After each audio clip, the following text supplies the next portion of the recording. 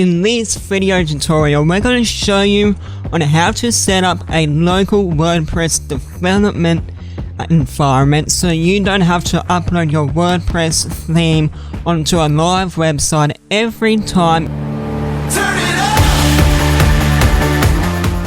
If you haven't already, be sure to subscribe and also hit that notification bell. By hitting that subscribe button, you'll be getting all of the notifications on every time we upload a new video. We're going to do our very best to upload a new video every day, showing you different tips and tricks for when it comes to WordPress development and Webflow design. We'll also be showing you in the near future, not so near future, on how to convert a Webflow website into a WordPress template.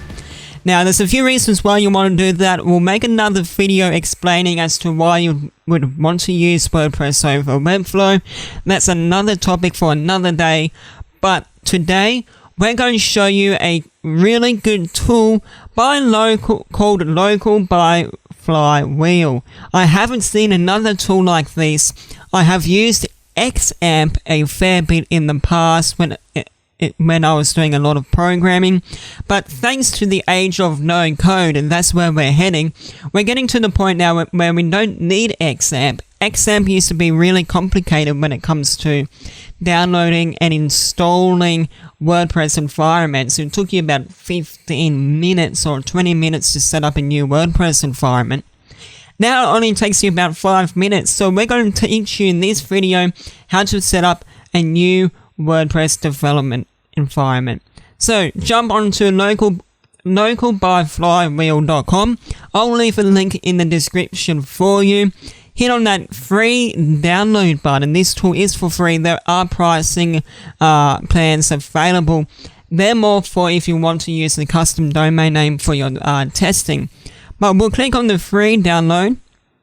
We'll select the platform. So I'll ask if you're on Mac, Windows, Linux, Debian-based Linux, or if you're using an RPM-based Linux. So we'll click on Windows. You fill out the form details like so. We click on Get It Now. And now the download will begin.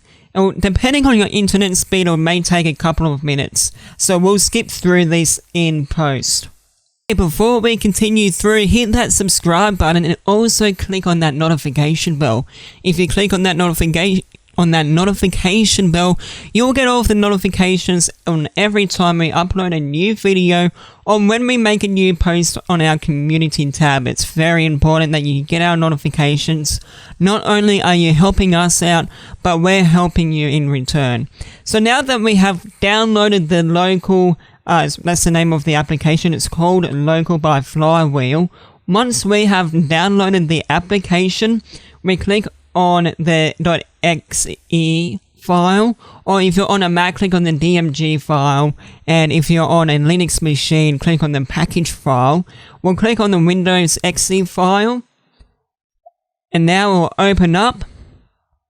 Now it will give you an option if you're on Windows, if you want to install it for anyone, so for all the users who use your machine or only for yourself.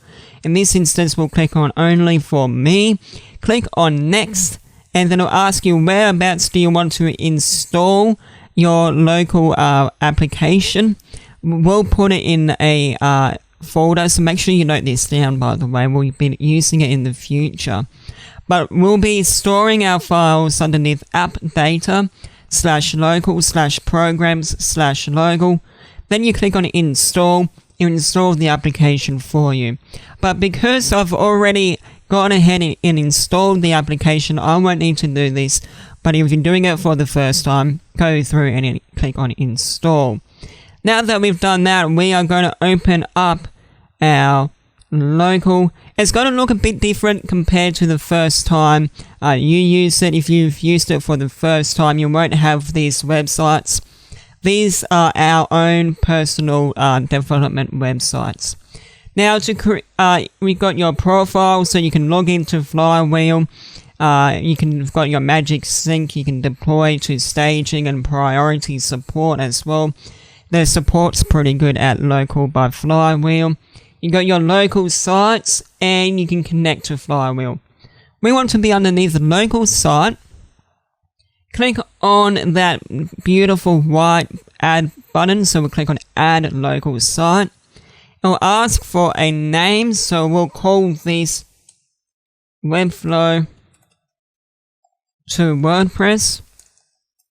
We'll click on continue. It'll ask for a username and password. Keep this username and password in mind because we'll be needing it when we log on to WordPress. Now that we've done that, we can click on advanced options. We can see if it's a multi-website, which it's not a multi-website. But if you want to have multiple WordPress websites on the one website, you can do that too. So now we'll click on add site, and it will set everything up. It will do all of our MySQL stuff as well, so we don't need to worry about setting up databases or anything too complicated. It's all done for you. And that's why I prefer local over XAMPP. It's very easy and a very simple program to use. Okay, fantastic. So now our website is live. If you want to enable a live link, that means other people can access it while you're testing the website. And that's another beautiful thing about local. You can have a live testing URL, so you can send it to your customer. So let's have a look at what we've got at the moment. We've got the overview tab that gives us all the information that we need. We have the database and generates a new database for us every time. We've got an SSL, it gives you all of our SSL stuff. Now another thing we'll do is we'll click on trust. This will enable our HTTPS, which is great. We click on yes, because it will have a user account control if you're on Windows.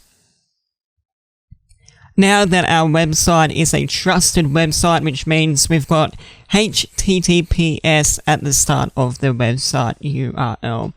HTTPS is extremely important if you are testing WooCommerce websites, and especially if you're taking Stripe payments. It will require you to have HTTPS when you're taking payments. And utilities, you've got MailHog as well if you need a local mail testing application. Thanks for watching Webflow to WordPress. If you have any questions, let me know down below, and click on the what's next video if you want to check out on how to upload a HTML website for free in 2019 or 2020.